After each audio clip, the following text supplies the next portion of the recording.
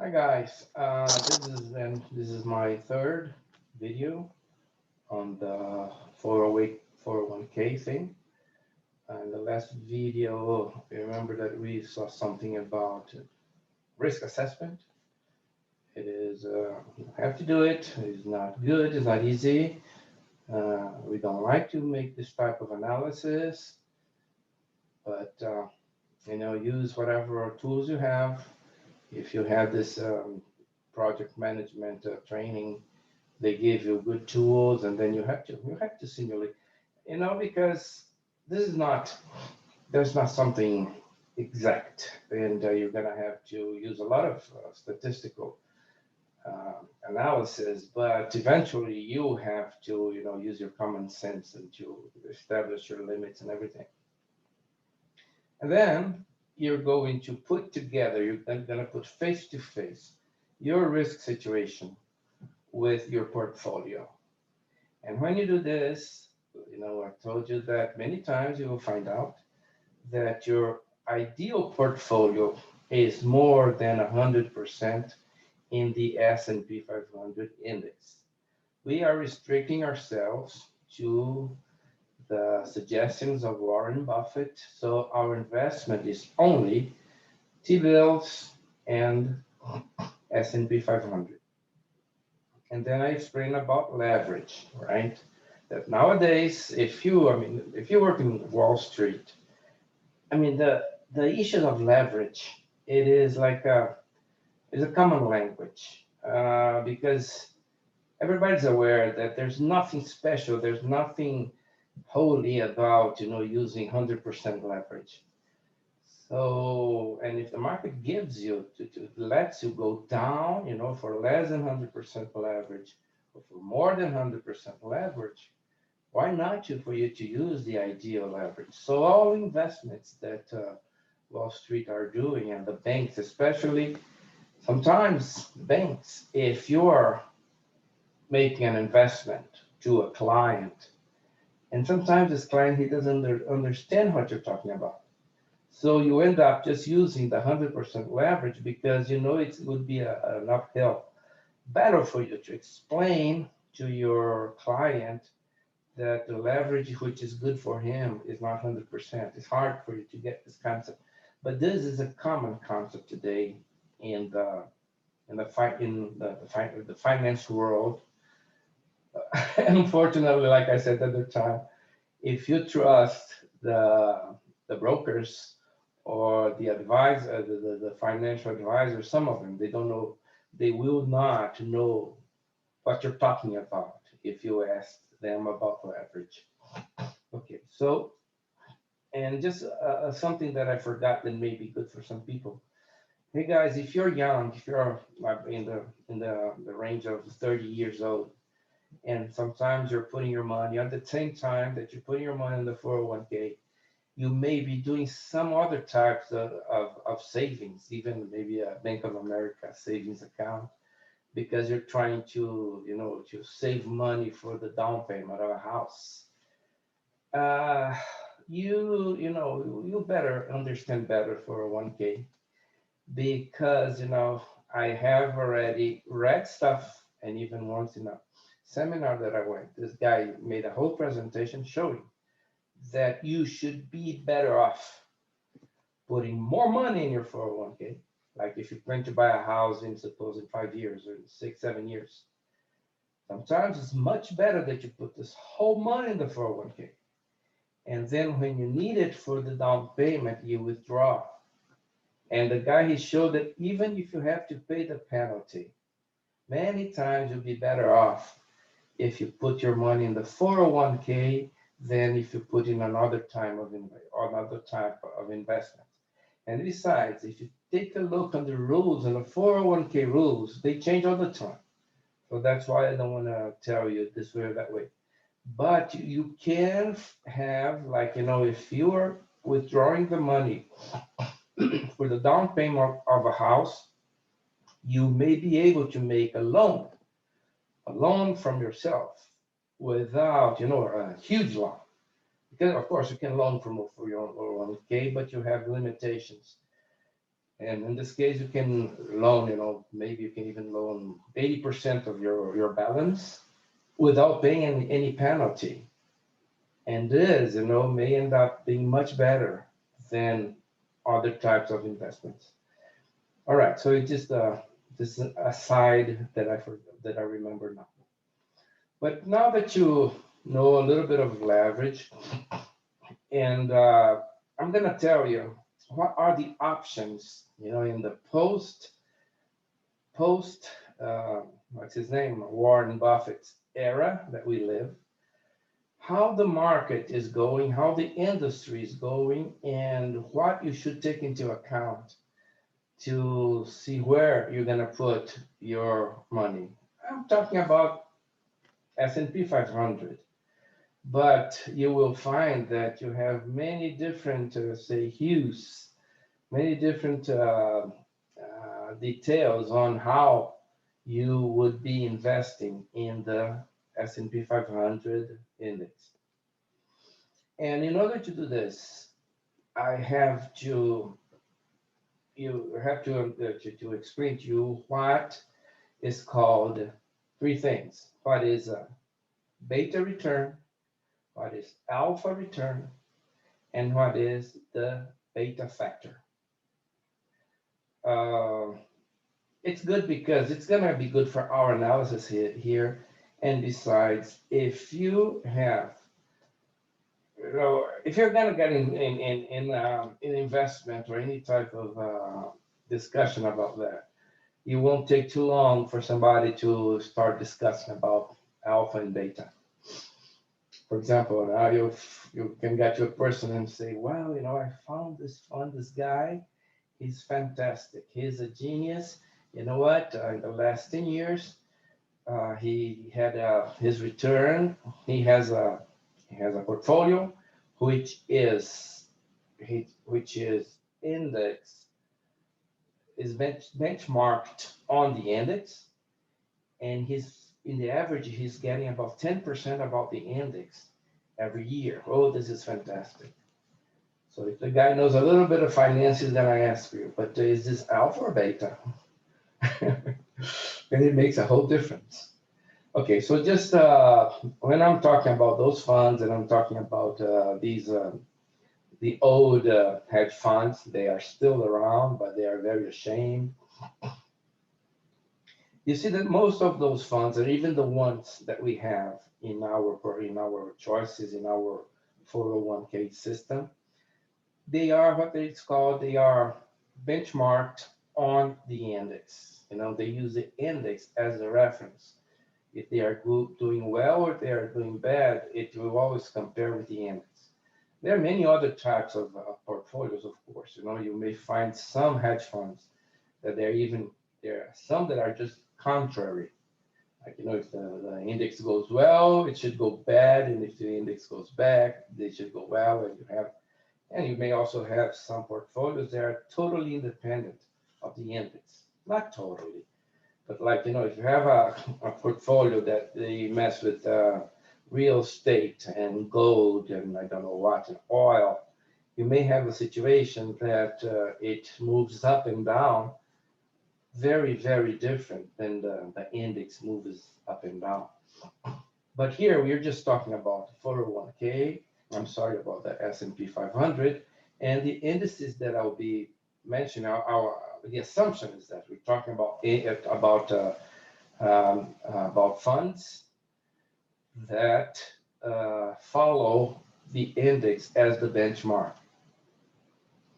And for us to understand, maybe the easiest way for us to understand what beta and what is alpha and what is the beta factor, it is just, now that we discussed about leverage, think of what I said.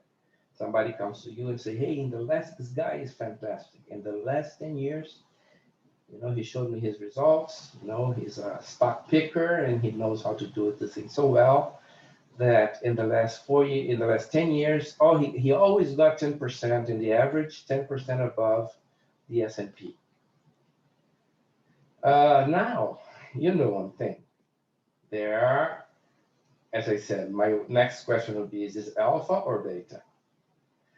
Okay, we discussed about leverage. The last 10 years in the market had a positive return. Okay, positive return. And suppose that all that this guy did, he got your money and he put in a times two S&P 500 index. See, and times two S&P 500 index. It means that you always get, in average, something about 10% above the index because it's time two. And the index has been, yielding somewhere about 10%. So this is one scenario. And this is what it's called beta. Now, let's think about the other guy, that he's a very good stock picker. And that he didn't get this twice return using leverage. That he was able to pick good stocks that went up more than the average, and for the last 10 years, okay, he got about 10% above the index. This is called alpha. What is the difference? If you have the guy that he claims he's a very good guy, that he knows how to do this stuff, but all that he does is just get your money and put in a times two ETF. He's returning twice the amount, but what happens? The next year, the next year that the index goes down 10%, his portfolio is going to go down 20%. Okay, he's just doubling whatever the market does, and this, we can do this with blind eyes. See, and suppose that the next years will, now this year that starts now, we never know the future. So imagine that in this year the market goes down 15%. You put the money with the guy, your money is going to go down 30%. Now the other guy, that he's a very good stock picker, and he's not using leverage at all. He has like a base investment that is pretty much emulates the index more or less, but he made some changes based on his smartness. He picks stocks in a certain time, in a certain manner, that he's getting twice the index. And so he's getting an additional 10% every year. If this pattern of this portfolio doesn't change, and if this coming year we get a drawdown or a correction of 10%, okay, suppose that he's getting the index plus 10%, and let's assume that his volatility is the same as the index. It means that if in this year I'm going to have 10% negative, he's going to have the 10% negative of the index plus the 10% positive of his smartness. I mean, assuming that the same trend continues. So the difference between an alpha return and a beta return is that the alpha return, it goes up and down with the index. It multiplies the index. Is what you call the alpha factor is the multiplying factor of the index that you verify in your portfolio. It can be more over one, it can be less than one. And if you're contrary, it can be less than zero. But we're not talking about any contrary investment. But basically, what you're saying is that if this guy, if he has a beta factor of 1, it means that if the market goes up so much, it goes up so much. And if the market goes down so much, it also goes down so much. And if on top of that, suppose that he has another 10% of alpha, you can imagine that he will end up having the same performance of the index plus 10%. Now, suppose that the same thing, the guy has a beta factor of 2. So as the market is going down, up, it will kind of doubling the market every year. But if the market goes down, it's gonna double the loss, right? So this makes a big difference.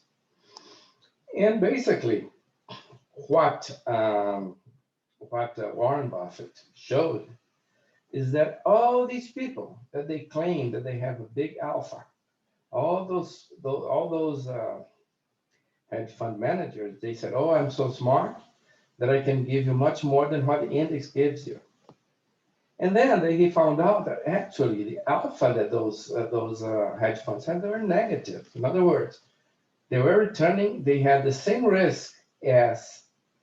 the the same risk as the index, and this was proven, in the previous 10 years, that all the, in 2008, or even in the previous crisis in about 2000, the index tanked, and all the hedge funds also tanked. So they are just following the index. And now, in the last 10 years, when the index recovered and started going up, those hedge funds didn't go up as much. Okay. So basically, what the what Warren Buffett is saying to everybody, say, forget alpha, forget smartness. These guys, they are not smart. Their smartness end up making you lose your money. Just go with beta. Just go up and down with the index that you're better off. So if in average the index goes up 8%, just take this, take this the boat goes along with the flow. And once in a while, of course, it's gonna go down, and you also go down. And like I said, this huge amount of money went out of the hedge funds. The few hedge funds that survived, it is because they were offering something special that or they had a very good relationship with their clients and so on. And from that time on, all these finance people that now they were unemployed, they start thinking, how can we, without contradicting Warren Buffett, how can we offer something for our clients that is better than just the index? So one thing that came up, but I don't think it is available to us, actually it is. You will find ETF is what they call today private equity. I'm not going to get into this, but if you are curious, you can invest in private equity. And when you go with private equity, some people, they say that's very promising. Some people say it isn't, but it's up to you. And I bet that you'll be able to find ETFs which are traded in the New York exchange, which, with ETFs which are made up of private equities, financial companies. This is one trend today. Now, the other trend is what is called the smart beta. And this is what I want to talk about. Smart beta portfolios, smart beta investments. So basically, I personally, and they are called factor smart betas. What it means? It means, the manager says, well, I'm not smart. I don't know how to pick stocks. But what I can do, I can go back to 70 years of S&P 500, and I can establish for all the 500 stocks that make up the index, I can separate them by factors. What is factors? Is a certain characteristic, a certain feature. For example, I will separate all the small ones, the medium ones, and the big companies. So the factor in this case is the size of the company. Then I will also separate for the ones that have this type of management, this type of management, this type of management. And then I'm going to separate them like the ones that have that invest in the States, the ones that invest abroad, and the ones that invest both in the States and abroad. So they came up with a lot of factors dividing, the 500 stocks from the last 70 years. And then they analyzed specifically each one of those factors, how they behaved during a crisis. And then they found that certain sectors, they went down less than the index itself, and they recovered faster than the index itself. Okay, so they try, and then they basically they made this very very deep statistical and a lot of number crunching to run many simulations until they would find what are the sectors. I mean, what is the best combination of sectors so that instead of me investing on the index in terms that I'll be investing on the 500 stocks of the index, I will invest only in a few sectors inside of the index, which hopefully will perform better than the index itself. Okay. And this became very popular until like 2 or 3 years ago. And once again, I'm telling you why, because you may be interested in this. And nowadays, it's very available for us because you find ETFs, okay, in our system, in our 401k systems, you can buy ETFs, which are, like I'm saying, sector that they don't invest in the whole S&P 500 index, but they choose a certain number of factors, and they claim, or at least they hope, to have a um, better performance, better result than the index than the plain index. Unfortunately, recently, especially now by the end of this year, many people are complaining. They are saying, "Well, it doesn't work. I got this ETF and I studied and I followed all the analysis they made and why they are saying that just investing only on those sectors, it's better than in investing in the plain index. And you know what? The last 2 years it performed worse than the index. Okay, and then some people, oh no, but that's not the point. It may perform a little bit worse, but when you have a major fall in the index, you're gonna get the benefit because it will not go as down as the rest. Okay, and so suppose if you do have a bad year that ends, a year that closes with a bad loss, supposedly those, let's say the sector ETFs will give you some benefit. So I just want you to know that this type of investment is available, which you can enhance, you can improve, and I even heard that you can have sector ETFs on steroids.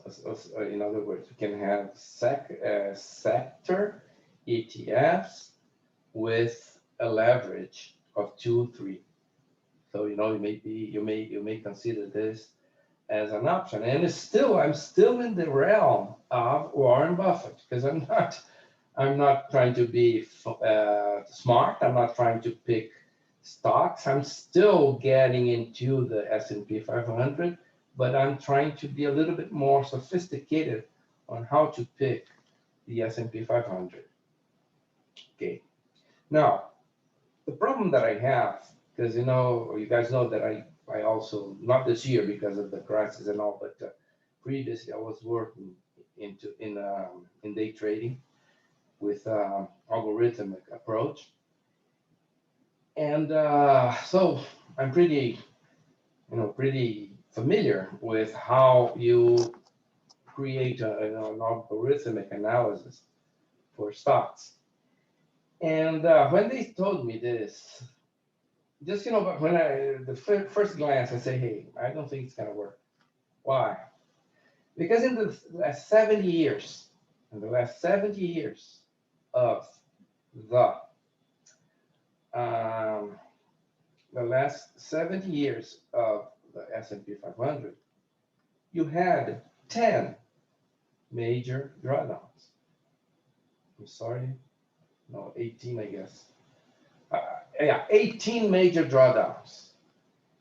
Either 10, or I don't know, somewhere between 10 and 18 major drawdowns.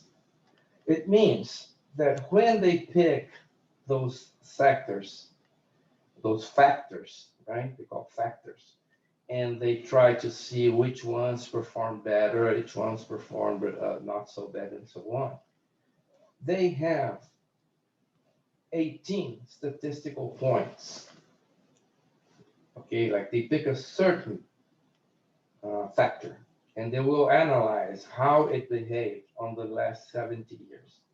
Number one, the quality of this data, the data which is more than, I would say, 30 years old, I don't trust anymore. I mean, I don't think that because a sector behaved in a certain way 7 years ago, it's going to somehow behave the same now. I can get some information about the behavior of a certain factor, maybe in the 20 years. And in the 20 years, we have how much? We have 4 or 5, at most 6 big crises, big, big, what do you call it? Not depression, recessions. Okay. And you're going to be playing your statistical, you're going to extrapolate, your results based, just like if you're extrapolating a curve having only 6 points. See my point? I mean, you like you suppose you're in the testing, you're testing something down there, and you get 4 or 5 occurrences or something. So you use those 5 occurrences to try to assume or try to guess what's going to be the next one. That's not enough. If you go to any type of statistical analysis, they always say that for you to have any type of meaningful statistical analysis, you need at least 36 events, 36 episodes. Like if you see this very nice normal distribution, if it was obtained with less than 36 points, it doesn't mean anything. So this is what, if I think of the approach that these people give with this, what they call, I don't know if I just mentioned here that the name that they give to this approach, it is a smart beta portfolios. Smart beta portfolios. In other words, they are claiming like this: we are not using our smartness to pick stock. We are just analyzing how the index behaved in the last 7 years. And we are not messing with alpha. We are only messing with beta. But we are trying to come up with a smarter beta than if you use the plain index. So that's what's called smart beta portfolio, smart beta ETFs, and so on. Okay, it's up to you guys. I'm just telling you that this thing exists, and that that this is the way that they make it. I have my problem is that they're using a statistical model. Basically, they are extrapolating. They are seeing how the thing behaved in the last 7 years, and then they're trying to guess what it's going to behave in the next 2 or 3 years based on what they saw. for 7 years. And I question their analysis because they don't have enough, they don't have the sample that they are using for their conclusion is very low. What I'm saying is that a certain factor has behaved in a certain way in the last 10 years. It's hard to believe that, I have a very low confidence that in the next crisis, or in the next drawdown, it will behave the same because you don't have enough data to reinforce this idea. So this is one thing. Number one, as I said, if you want to stick to Warren Buffett, number one, don't get out of the index. Number two, learn inside out, learn your risk profile. Number three, understand that there is leverage. So do not limit your portfolio for 100% on the index. You can go 200, 300, depending on your personal situation. And now this one, after Warren Buffett, people went to private equity, which I'm not going to explain here, but you are welcome to go to the internet to understand what it is and how you, as a small investor, how you could be investing in private equity. And then the one that I'm saying at last is the smart beta. What is a smart beta? Smart beta, they go out of alpha, they are just going up and down with the index, but they are trying to come up with a way to be slightly smarter than the index. Okay, and then the last thing I want to say, which is basically maybe is what many of you guys had, is a question that you had since the beginning, is and how about what it is the approach that you are making to obtain those 60% a year. A year that basically, if you just stuck to the index, you got maybe less than 10%. So how can you, basically, I guess many people say, you're gambling. It's impossible. You're gambling. If you're not gambling, what is the approach that you have made to be able to, without running excessive risk? Okay, how can you go that high? And the approach that I have been using, and I have already shared with a few people like Peter. Me and Peter, we just sat down and I tried to explain, how I'm doing is somehow could also be classified as a smart beta. In other words, it is 100% S&P 500, but with a certain, okay, I use leverage. Without leverage, you would never get into 60% in a year like the one that just ended. But what I was able to come up with is a system that gives me something like a safety net. In other words, the way that it is right now, I'm getting practically double of what the market does. And if the market falls, I have a safety net. If the market falls, I would say 25%, my portfolio will fall 25%. And if it keeps falling, my portfolio will fall the same as the market. So on the positive side, it's yielding twice the market. And that's why I'm getting such a huge return.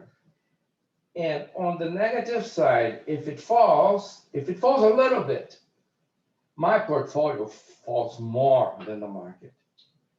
But if the market falls 25%, my portfolio reached also 25. And anything more than that, it will fall the same. If it gets to 30, mine will get to 30, and it gets to And the difference between my analysis and the analysis of the let's say the sector analysis is that in the case of the sector analysis, all they have in order to make their statistical analysis are 10 points or 18 points. In my case, the way that I developed, I have the possibility of making up all types of data and test. In other words, I can do like this. What if the index behaved this way?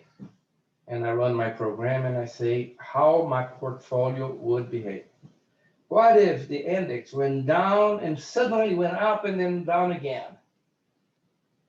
I can run my portfolio and I can see. So, and then and I have been showing this to Peter that it's not perfect, but for as I said, anything at least anything in a worse condition,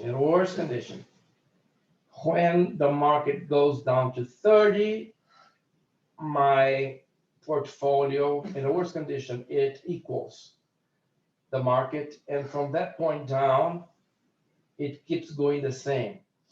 And in the last, there is three crises in the whole history of S&P 500. There are three crises that the market went they lost more than 50%, which was in 73, in 2000, in 2008. And for all those three cases, if I had my portfolio, my strategy instead of the plain index, I would be gotten less loss than the index. Okay, like in the worst case, which was the last one in 2008, the market lost 56%.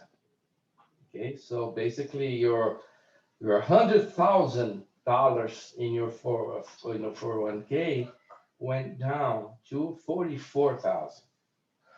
Okay, and if I make the same simulation using my algorithm, it just goes down to 50%. So it doesn't look that much.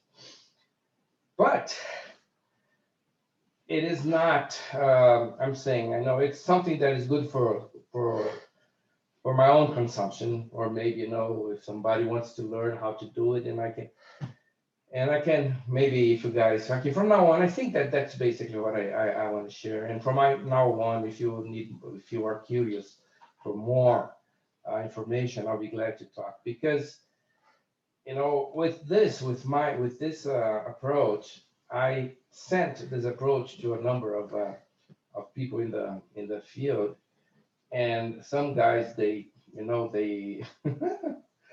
some guys they called me and I explained, and they it's hard for them to understand because they are used to what we call the factor smart beta, and when I show something which is not a factor smart beta, it's hard for them to understand. And then they understood. It's okay. Oh yeah, that's good. It's maybe good. Yeah, it's interesting. And this guy said to me, "See, I may even use your approach for my own consumption, but I cannot attract customers to put money in an approach like yours." And then I asked why. He said, "You see how difficult it was for you to make me understand. Now you imagine how difficult it would be for me to make a layman, okay, a rich layman who doesn't know much about the statistic, and if it took you so long for me to get what you're doing, forget it. I won't be able to convince to conquer the confidence of a client." So it is something that if you're an engineer, if you have a background in statistics, if you're not afraid of number crunching, and if you're not rich, so you need to do something with your money, and your money is very precious for you because you don't have much. See, and especially if you have this mathematical background, you can easily Peter. I started showing to Peter, he got everything. Maybe, he had still some more questions, but then, I mean, we may discuss in the future. But just so you know that this is where I am. And I tell you, I mean, I don't want to put myself as the pattern here. All I'm saying is that if you have a 401k, you owe to yourself to go through the steps that I just mentioned. Okay, and the most important of all of them, because all the other ones are technical, are technicalities. The only one that's really important, it is for you to exercise and to be aware of your risk capacity, your risk tolerance, and how to translate your risk tolerance into a meaningful portfolio. Okay. Okay, so that's basically, I think this is gonna be the last. If you want any other questions concerning the whole thing, concerning the whole, let's see, like the little man finance, okay, the small the little man finance. If you have any question, that I'm able to help, I'll be glad to. And the other thing, if you want to learn more about this approach that I've been using, that I have been so successful to, and especially I would be more than happy to explain to you and to show to you that there's no gambling. Okay, that I have a system and I have a stop. You may know what is a stop loss. I have a stop loss policy that guarantees that my worst loss is going to be so much. Okay, and everything I'm doing is pretty much in line with my risk tolerance. So if you want to know a little bit more about this, this approach that I use, or this approach that I developed, I also would be more than happy to share with you. Like I said, just sharing with no interest, because basically the interest is just that. And besides, in this system that I developed, I would say that I have a kind of a list of 10 items, 10 minor items that it could be improved. Okay, and maybe, if you got some of you guys get into it really deep, you'll be able to help me, and you'll be able to pick some of those and study, try to perfect it, try to improve some of items that are in my waiting list. Okay, so I think that's gonna be it. And as I said, if you need anything additional, feel free to get back to me, and I'll be more than happy to talk with you. Bye bye.